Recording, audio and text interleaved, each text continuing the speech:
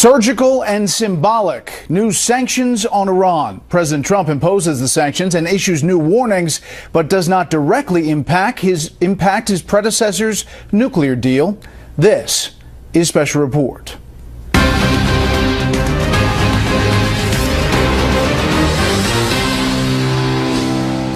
Good evening, I'm Bret. Baier. Special Report is again on the road tonight, coming to you live from the Fox News Los Angeles Bureau.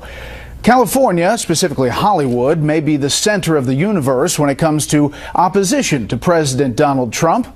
We'll talk more about Hollywood versus the president and how that plays in the middle of the country a little bit later. But first, a more serious kind of conflict on the other side of the country. President Trump is sending a direct message to Iran and the rest of the world that he will do what he says he will do. The new administration has hit Iran with new sanctions in response to its ballistic missile testing. Chief White House correspondent John Roberts starts us off tonight from the North Lawn of the White House. Good evening, John. Brett, good evening to you. Time and time again on the campaign trail across the country, President Trump pledged to hold a hard line against Iran. And today he made good on that promise, ordering his Treasury Department to punish the regime for its weekend missile test.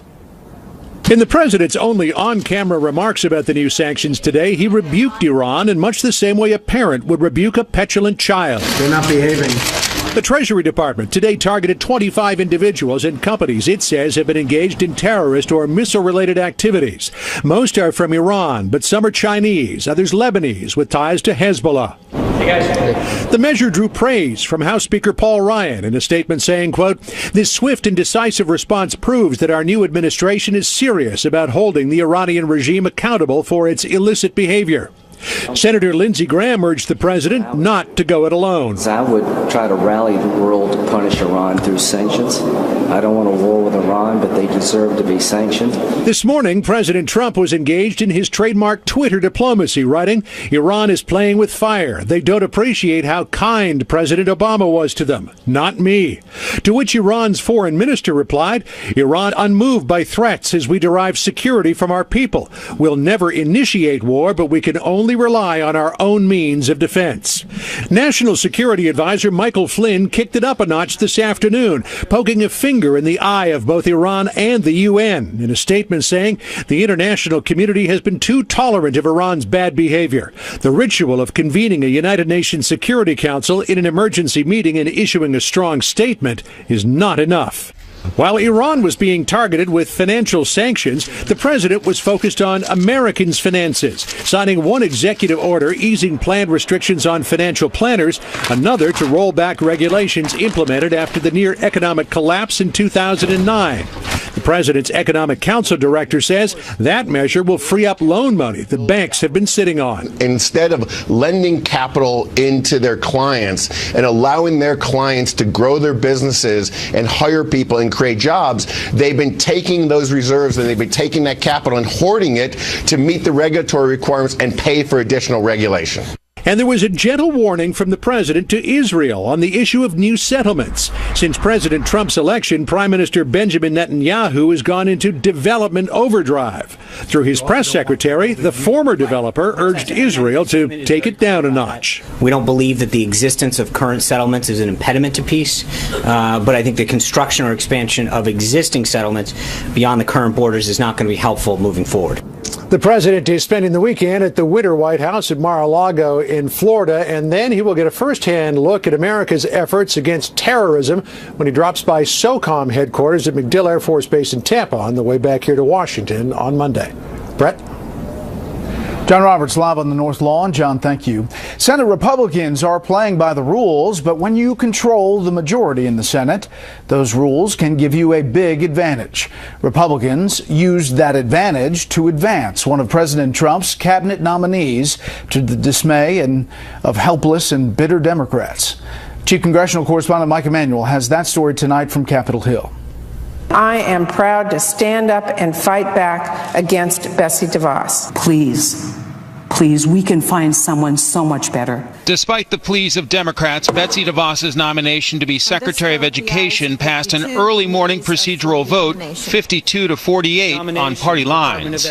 Most Republicans praised DeVos for her support of school choice and vouchers and see her as a visionary. I would argue that she has been among the forefront of the leaders, like the governors, for the most successful reform of the last 30 years. Democrats who would love to defeat a Trump cabinet nominee have targeted DeVos. The nominee for the Secretary of Education is one of the worst nominees that has ever been brought before this body for a cabinet position. Her final confirmation vote, expected most likely on Tuesday, has gotten complicated, with two Republican senators, Susan Collins of Maine and Lisa Murkowski of Alaska, saying they'll vote no. Both senators have earned A grades from the National Education Association, which has called on the Senate to reject DeVos. With the vote now setting up to be a 50-50 tie, Vice President Mike Pence is expected to break it. Betsy DeVos, for decades, has been passionate about trying to help students in the inner city, students that are in poverty, any student to be able to have every opportunity in education they possibly can have. Senate leaders intend to have confirmation votes early next week on DeVos and Jeff Sessions for Attorney General. One critical reason why DeVos is up before Sessions is they need his vote as an Alabama senator in order to confirm her. Later in the week, expect votes for Steve Mnuchin for Treasury and Dr. Tom Price for Health and Human Services. Lawmakers in the House are not waiting for Price's confirmation. They are looking at ways to repeal key components of Obamacare, another early priority for this Congress. And conservatives are pushing to scrap all of Obamacare. Repeal is the most important part because this thing has been a disaster. Repeal every tax, every mandate, every regulation, and health care gets better. On the other side, Democrats are planning to try and mobilize support to save Obamacare. House Democratic leader Nancy Pelosi is calling on her members to hold grassroots events over the President's Day weekend. Bret? Mike Emanuel live on the Hill. Mike, thank you. U.S. Capitol Police are investigating allegations that IT contractors who worked for dozens of House Democrats stole computer hardware and falsified billing records. Fox News is told the contract employees shared by about 40 lawmakers, removed hundreds of thousands of dollars of equipment. They also allegedly purchased items at one price, billed the taxpayer for another, and pocketed the difference. There are also questions whether they exposed the House networks to potential hackers or spies. More people are working and more people are actually looking for work now. Those are the headlines on the Trump economy tonight, as the White House puts it. Here is Fox Business Network senior Washington correspondent Peter Barnes. It was the first jobs report under President Trump, and it came in better than expected. He liked it and promised more. 227,000 jobs. Great spirit in the country right now. So we're very happy about that. I think that it's going to continue big league. We're bringing back jobs. The unemployment rate ticked up to 4.8% from 4.7% in December. But for good reason, because of more people returning to the labor market. Perhaps because they were more optimistic about their job prospects since the president's election. That could be well-founded, thanks to the president's economic plans. Companies are not going to leave the United States anymore. And his tough talk about penalties for companies and trading partners that don't create jobs and products in America. Korea's Samsung is reportedly now considering building a new appliance plant in the U.S., though in a statement it would not confirm that. The president tweeting, "Thank you, Samsung. We would love to have you." And the Japanese government is reportedly planning to announce $150 billion in spending in the U.S. on infrastructure and technology when the Japanese Prime Minister visits the president next week. That could create 700,000 new jobs. I think you're going to see the president really claiming a lot of credit here, and he's probably due a lot of credit because business sentiment has increased so much since he's been elected. Job gains last month were broad-based, from retailing and business services to construction and financial services. The number numbers compiled before the president took office. But one disappointment, hourly wages rose just 3 cents, by 0.1%, much lower than expected. Not everyone is happy with the president's new approach. On Thursday, the CEO of Uber, the ride-sharing company, quit the president's Economic Advisory Council, made up mainly of business leaders, over his new executive order temporarily banning travel to the U.S. for people from 7 predominantly Muslim countries. Bret? Peter, thank you. Stocks were up today, maybe on the news on the Dodd-Frank situation and possibly the positive jobs numbers, but the Dow gained 187. The S&P 500 finished ahead 17. The Nasdaq jumped 31. For the week, the Dow lost about 0.1 percentage point. The S&P 500 and the Nasdaq gained about 0.1. President Obama made it rain for the United Nations before he left the White House. Rain money, that is. A Fox News analysis of State Department data indicates Mr. Obama showered about $9.2 billion to the UN and its affiliates during his final year in office. Those kinds of figures will be analyzed by the new administration, according to White House officials. They have promised to take a critical look at U.S. funding for the UN. One of the most famous of the Navy's warships is in a position to carry out any actions President Trump may order against Iran. And there are some red faces at the Pentagon tonight, red as in angry and embarrassed about description of another operation. Here's National Security Correspondent Jennifer Griffin. In an embarrassing about-face, CENTCOM released video clips that it said had been collected during the weekend raid on an al-Qaeda compound in Yemen. The video showed a hooded bomb maker demonstrating how to destroy a Christian cross. The Pentagon hoped to use it as an example of some of the valuable intelligence it nabbed as a result of the raid, which left a Navy SEAL dead. But the video was 10 years old, already in the public domain, forcing the Defense Department to cancel a planned press briefing and remove the video clips from the CENTCOM website.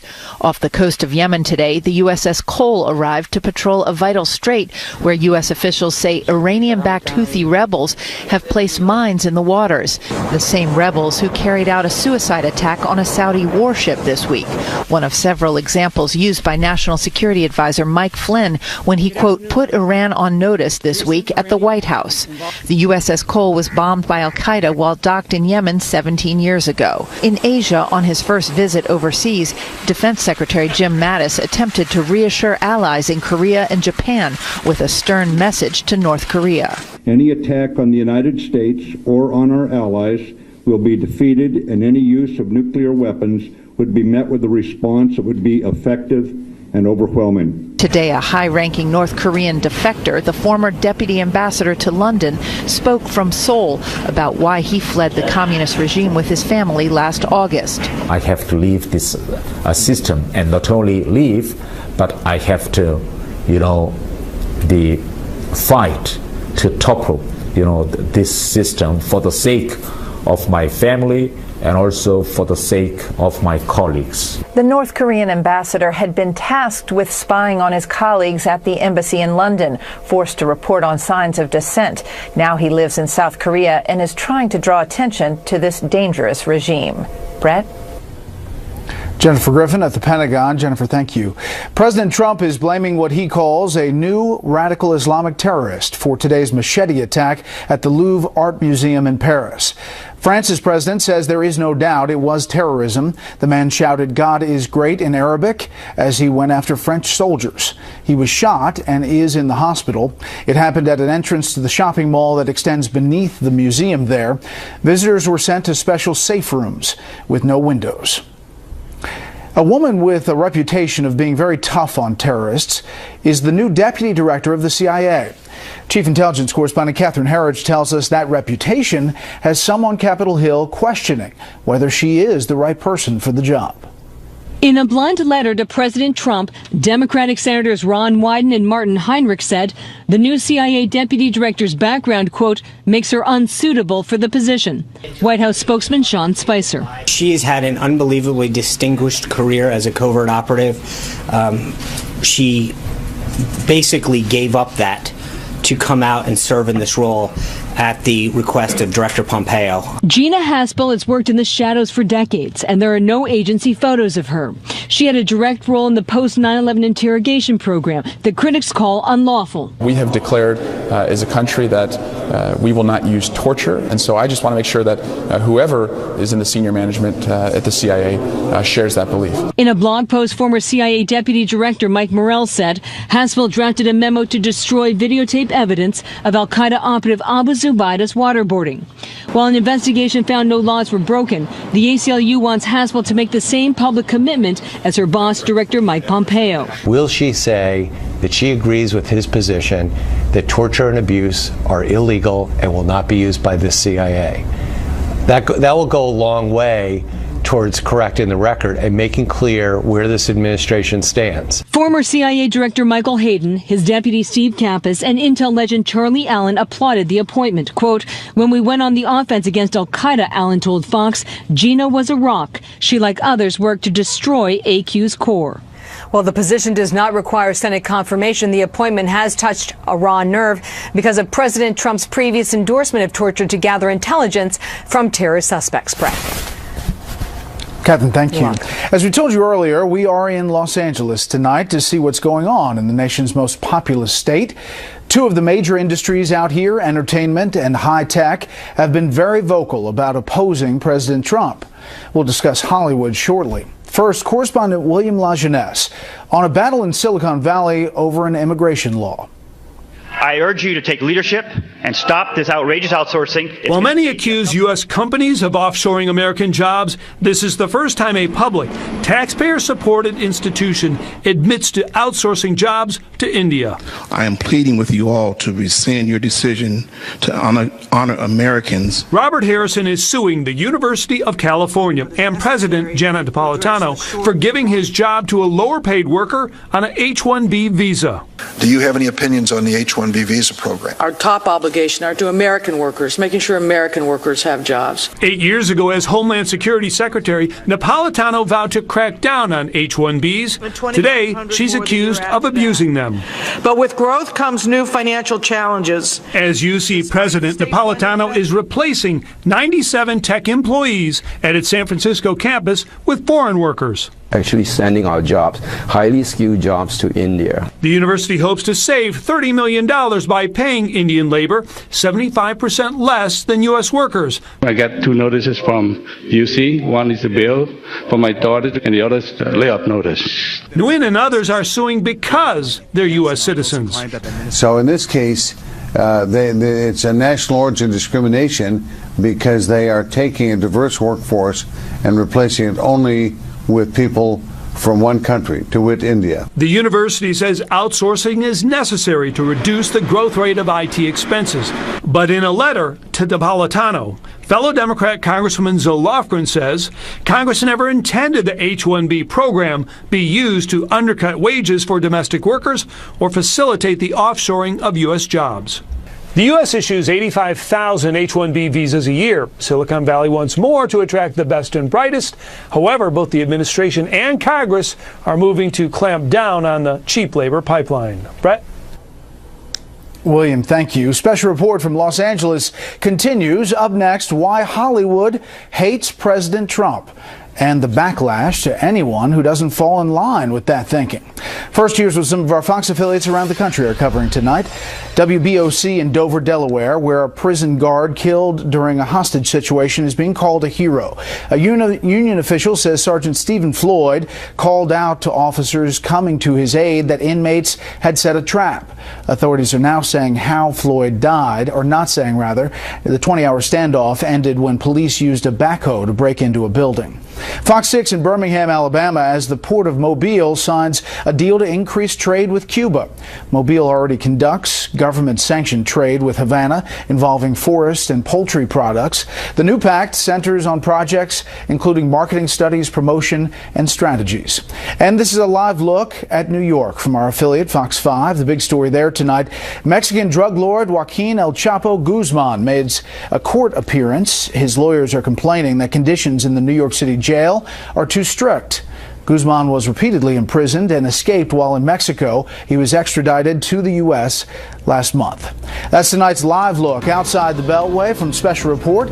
We're outside the Beltway, too, in Los Angeles. We'll be right back.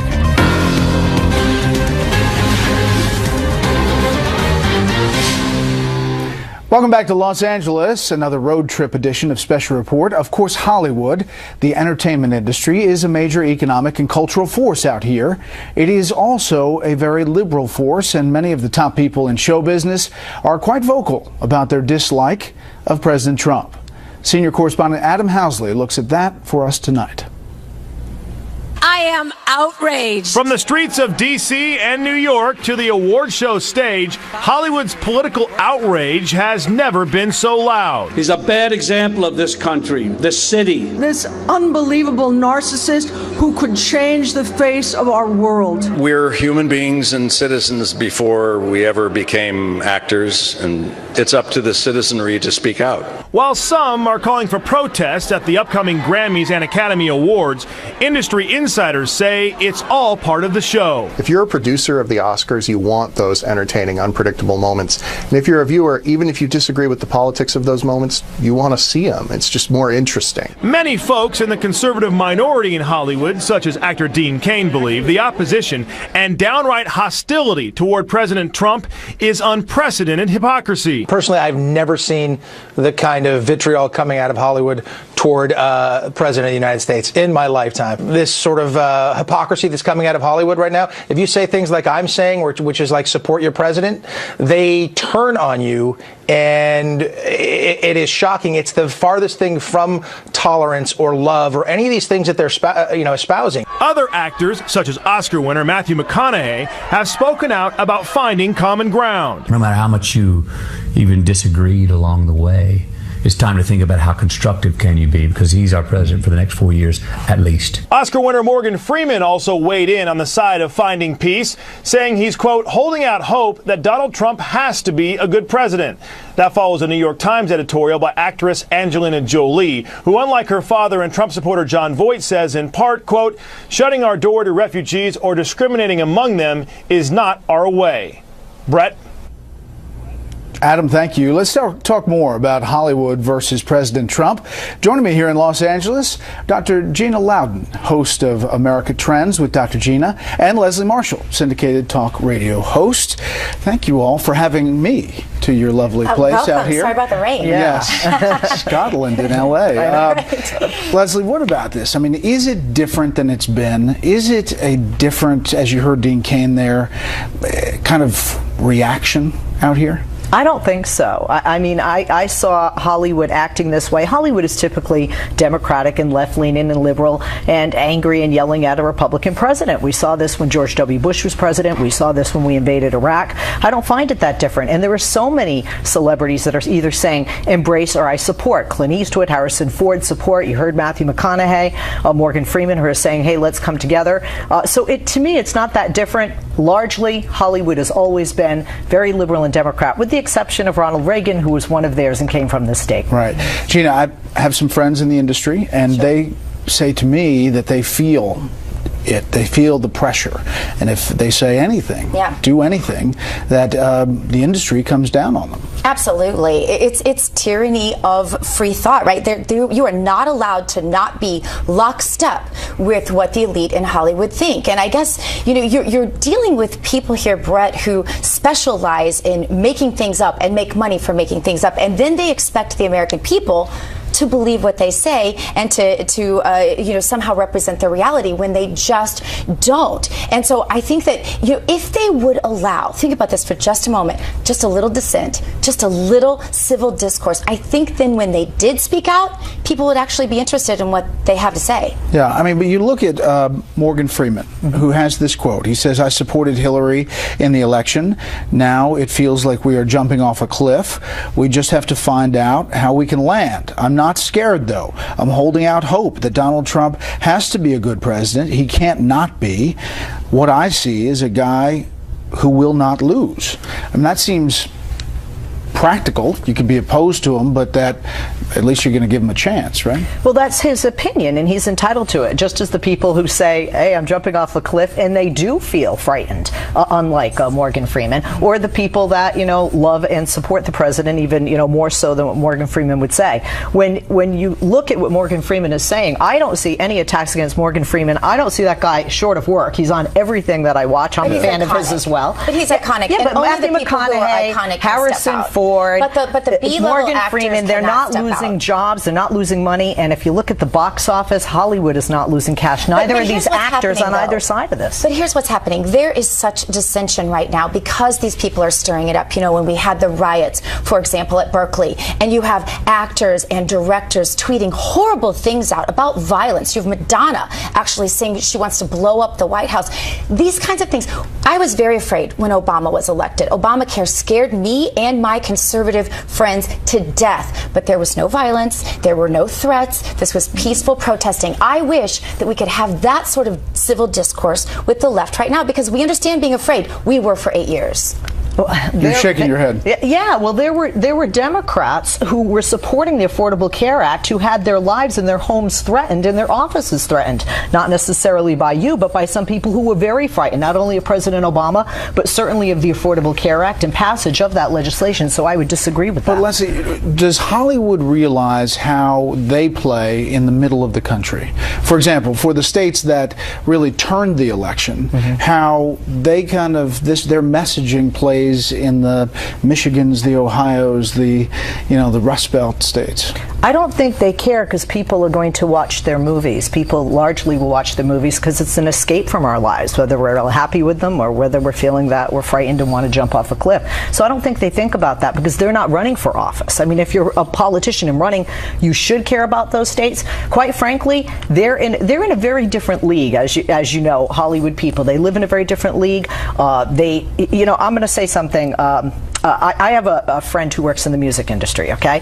And I will not mention her name, but somebody very, very big sat down to eat lunch and got up and walked away. And he said she couldn't even throw something out because somebody does it for her. They don't live where Middle America and the Rust Belt live, and because they have a microphone, they have a platform, and they have the cameras rolling, they feel, some of them, that it's their responsibility, or because they have that power and that outlet, the ability to use that to further their cause. And Hollywood has always been very liberal and democratic. So that disconnect is there, Gina. Yeah. Then they shouldn't go around acting like they're actually campaigning somehow for the little guy. These people think because they're famous that their opinion matters more than that guy in Middle America that you mentioned, Bret. And I have a problem with that when they're saying that they're standing up for the little guy when they're simply not. I guess it's a good thing that people in Hollywood can sing because they are preaching to the choir. Obviously, people aren't buying what they're selling. They want them to shut up and sing. They're tired of elitism all across the board, in media, in politics, and in Hollywood. And I'm afraid they're going to get that handed to them in one way or another. Gina, Leslie, thank you very much. Thanks, Bret. They're not behaving. Today's sanctions really represent a very, very strong stand against the actions that Iran has been taking. I would never rule anything off the table. This is truly reckless, because this is a country that could start World War III. I don't want a war with Iran, but they deserve to be sanctioned. This is dicey, what he's doing, and I think he has to understand that words of a president, or for that matter, the tweets of a president, actually carry a lot of weight. That's an important step. We've seen that done in the past, and where you have new players, you need to crack down on it. Iran sanctions put in place by President Trump and the Trump administration.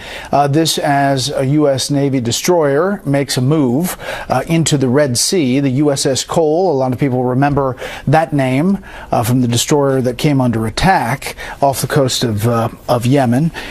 This comes after a number of provocations by Iran, 16 actually, since signing the UN nuclear agreement in July 2015. At least 5 ballistic missile tests, 4 under President Obama, 1 under President Trump, 1 what's called highly provocative rocket test, 7 incidents of harassment with the U.S. military in the Persian Gulf and the Strait of Hormuz, and those, of course, those fast boats confronting U.S. Navy vessels. Let's start here here on foreign policy with the Trump administration and bring in our panel from Washington. Tonight, Steve Hayes, editor-in-chief of the Weekly Standard, Lisa Booth, columnist with the Washington Examiner, and Tim Farley, host and managing editor of Morning Briefing POTUS on Sirius XM Radio. Okay, Steve, this action by the administration, obviously these had been planned as an option under the Obama administration, but deployed under the Trump administration. Well, and thank goodness. This is such a long time overdue. If you think back about the way that Iran has behaved over the past decade, whether you're talking about deliberately targeting and killing U.S. personnel in Iraq and Afghanistan, whether you're talking about funding a variety of terrorist groups, whether you're talking about providing what Osama bin Laden himself called the main artery for al-Qaeda, whether you're talking about providing support for Palestinian terrorist groups, the provocations that you mentioned, any of a number of reasons that we can point to over the past decade that has allowed Iran to establish itself as the foremost state sponsor of terror in the world, means that these actions are wildly overdue. When was the last time that you heard anybody stand at the White House podium, as General Flynn did the other day, and suggest that what Iran was doing was wrong? We just haven't heard that for 8 years, and it's long overdue. I'm glad that we had this kind of forceful statement. I think the Trump administration is exactly right to do this. And what's so shocking to me is that you would have objections from Democrats like Chris Murphy. I mean, it's hard to imagine having anybody have a problem with scolding the Iranian regime, given what we've seen the regime do in its hostility toward the United States over the past decade, really longer. You know, Lisa, if you don't think that the monitoring Twitter is important. Today, we read a lot of tweets because the president tweets. Today, there was international tweeting going on. President Trump tweeting, Iran is playing with fire. They don't appreciate how kind President Obama was to them. Not me. 20 minutes later, the Iran foreign minister tweets, Iran unmoved by threats as we derive security from our people. We'll never initiate war, but we can only rely on our own means of defense, and then we will never use our weapons against anyone except in self-defense. Let us see if any of those who complain can make the same statement. Pretty interesting back and forth. Yeah, it is. And look, President Trump is in the infancy of his administration, so I think it's important for him to set the tone, particularly in regards to Iran. And look, anyone who thought that this theory that somehow Iran was going to temper their behavior because of the Iran deal has been completely dispelled by the provocations we've seen, as you spelled out earlier in the show, just this most recent testing of a ballistic missile, and not to mention the fact that just 2 weeks after implementation day of the deal, we saw the Iranians put our sailors on their knees and shoot it for propaganda purposes. And how did the United States respond to that? We responded by a $1.7 billion ransom, purchasing heavy water, having the Obama administration encouraging businesses to re-engage in the Iranian marketplace. So yeah, this is a big, strong message that the Trump administration is sending. And as Steve pointed out earlier, I think it's one that is welcomed and needed.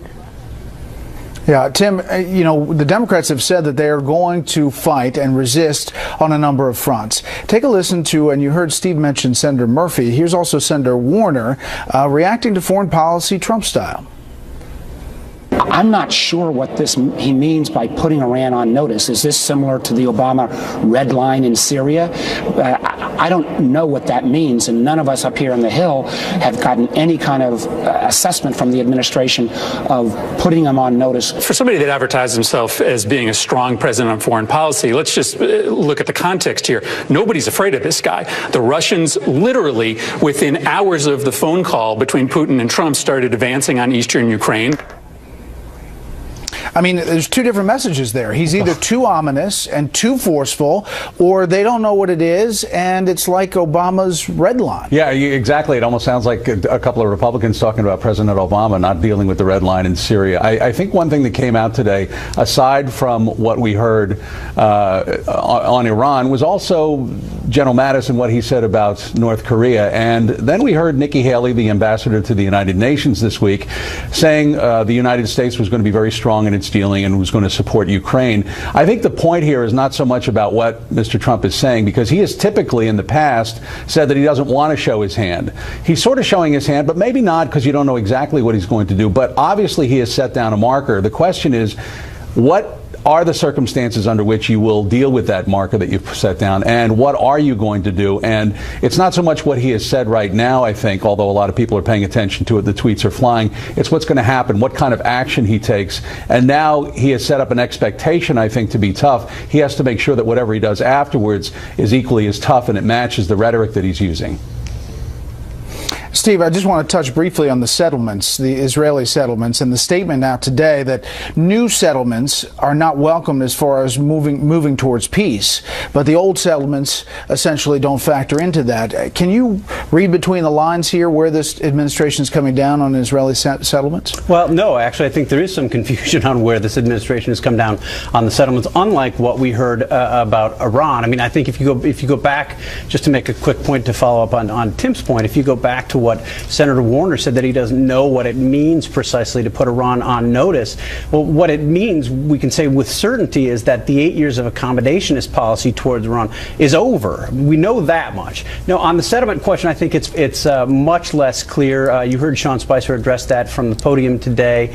You've had indications, I think, pointing in a number of different directions. This is one of the hazards, I think, of sometimes doing policy by Twitter or doing it in short bursts, is some of these problems are complicated enough that it requires more explanation than you're allowed to give or you're capable of giving in short outbursts. Yeah. Not a lot of nuance in 140 characters, but clearly the issue is different than in the Obama administration. Next up, we'll go to the panel for the Friday Lightning Round. Stay with us.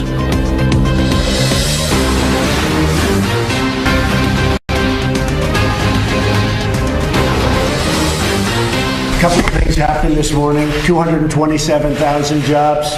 Great spirit in the country right now. So we're very happy about that. I think that it's going to continue big league. We're bringing back jobs. We're bringing down your taxes. We're getting rid of your regulations. Today's report reflects the consumer confidence that the Trump presidency has inspired. According to a recent Gallup poll, economic confidence is at a new high. 227,000 jobs is a great kickoff. 227,000 jobs, the jobs report, and the unemployment rate ticks up. Fewer people out there looking for jobs, but you have the Democrats saying, and this is Chuck Schumer, the minority leader, saying jobs numbers are up again, 76th month in a row, hashtag thanks Obama. We're back with the panel for the lightning round. We'll start with the economy. Lisa, what about Democrats saying this is the Obama's economy reflected in these jobs? No, I think President Trump can actually claim at least new confidence in regards to both the Dow hitting 20,000 for the first time. The fact, as Sean Spicer pointed out, there's also a University of Michigan study that came out not too long ago saying that consumer confidence is at a 12-year high. There's been numerous businesses saying that they are now going to keep jobs in the United States, maybe hanging on to employers versus laying them off. So I do think that they can at least claim an increased confidence based off of the economic policies that they've put forward or at least discussed. Tim. I think the number that matters right now is 641. That's how many days we are away from the midterm elections, and people will then make a determination as to whether or not they have a job, and that's what's going to really count. I'll also say that regardless of who you want to give credit to, that first 18 to 34 segment of men unemployed is still a pretty bad figure. Steve. I think credit probably goes a little bit in both ways. The reference point of this jobs report was January 12th, which was a full week before President Trump took office. But I think what Lisa says has some merit. It is the fact that business leaders showed increased confidence about the possibility that regulations would be lifted or eliminated, that taxes would be lowered, what have you. All right, next up we've got Dodd-Frank and the pulling back of those regulations. Take a listen to the president today. We expect to be cutting a lot out of Dodd-Frank because, frankly, I have so many people, friends of mine, that have nice businesses. They can't borrow money. They just can't get any money because the banks just won't let them borrow because of the rules and regulations in Dodd-Frank. Elizabeth Warren, senator from Massachusetts, putting out a statement. Donald Trump talked a big game about Wall Street during his campaign, but as president, we're finding out whose side he's really on. The Wall Street bankers and lobbyists whose greed and recklessness nearly destroyed this country may be toasting each other with champagne, but the American people have not forgotten the 2008 financial crisis, and they will not forget what happened today. Steve. Well, it's not surprising that Elizabeth Warren would like the economy to be run by Washington. Look, this is good for banks. This is good for consumers. You've seen nearly 2,000 banks wiped out since the beginning of Dodd-Frank. Many of those community banks. This will strengthen consumer choice and allow banks to do what banks do best. All right, Tim. Well, as Barney Frank said, and to Steve's point, even small banks had problems with the capital requirements, and bigger banks, it just made it easier for them to try to swallow up the other ones. I did think it was unusual that he had a BlackRock executive with him today who he thanked for such a great job increasing his assets. So the great returns he wanted to thank him for. But it's a very different approach from the President Obama screaming about the fat cats on Wall Street. So we'll see how it goes from here. Well, he is meeting with a lot of different types of folks, including wires just passing that President Trump will have breakfast meeting with the airline chief executives soon. Lisa, what about the Dodd-Frank moves? Well, he should be meeting with business leaders, and just to echo some of the things that Steve said as well. But look, this is also something that President Trump said he was going to do. He said that he was going to do away with Dodd-Frank, or at least replace it. He's been heavily critical of it. And also look at who he surrounded himself with as well when he signed the executive order. He also had Chairman Jeb Hensarling, who has been very, very critical of Dodd-Frank as well, and who has been working on legislation to replace it with the Choice Act. He also put out a statement today saying that President Trump, these steps that he's taking is in line with the Choice Act. So it's sort of unsurprising for him to be taking the steps to do what he said he was going to be doing. Yeah, all right, a little audible here and some breaking news. A federal judge in Seattle has blocked some components of President Trump's travel ban, the restrictions, the executive order on those 7 countries. Seattle Judge James Robart grants a nationwide restraining order against the most controversial provisions of President Trump's executive order on immigration and refugees, stopping the government from enforcing sections 3C, 5A, 5B, 5C, and 5E of this executive order. Bottom line, you have a judge, Steve, stepping in here. We should point out that despite all of the calls that this is a Muslim ban, it is not. There are many Muslim countries that are not included in this 7 countries, including the most populous Muslim country, Indonesia, and also Egypt. Your thoughts on this judge's action? Well, without knowing the specifics of those actual sections, I can't speak to exactly what the judge is ordering. I can say, though, that it's interesting to me that this seems to be how we're making law in our country increasingly these days. You have a president that makes an executive action. This is going back to President Obama's term in office. You've now got President Trump doing some of the same things, and you've got judges seeking to immediately undo those actions. I would suggest that the legislature might want to step in and do its job, particularly as it relates to these kinds of issues that I think merit a deep and broad public debate of something like this kind of a ban. Thank you, panel. Today is National Wear Red Day. More than 800,000 people die every year from cardiovascular diseases, so this day is in memory of them and awareness of all that can be done. Thanks for inviting us into your home tonight. That is it for this special report. Fair, balanced, and unafraid. The first 100 days with Martha starts right now.